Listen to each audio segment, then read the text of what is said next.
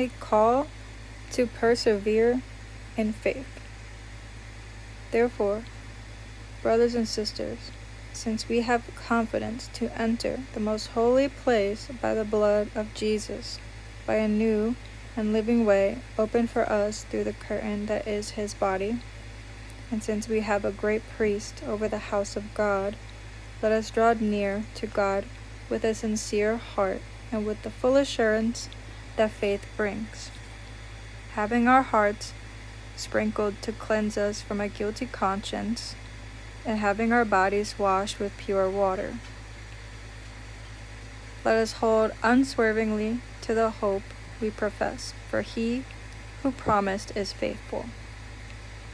And let us consider how we may spur one another on toward love and good deeds, not giving up meeting together, as some are in the habit of doing, but encouraging one another, and all the more as you see the day approaching. If we deliberately keep on sinning after we have received the knowledge of the truth, no sacrifice for sins is left, but only a fearful expectation of judgment and of raging fire that will consume the enemies of God.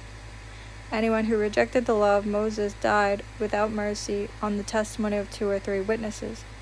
How much more severely do you think someone deserves to be punished who has trampled the Son of God underfoot, who has treated as an unholy thing the blood of the covenant that sanctified them, and who has insulted the Spirit of grace?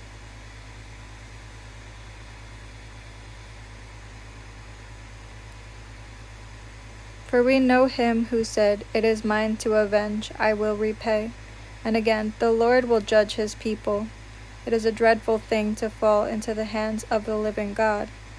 Remember those earlier days, after you had received the light, when you endured in a great conflict full of suffering.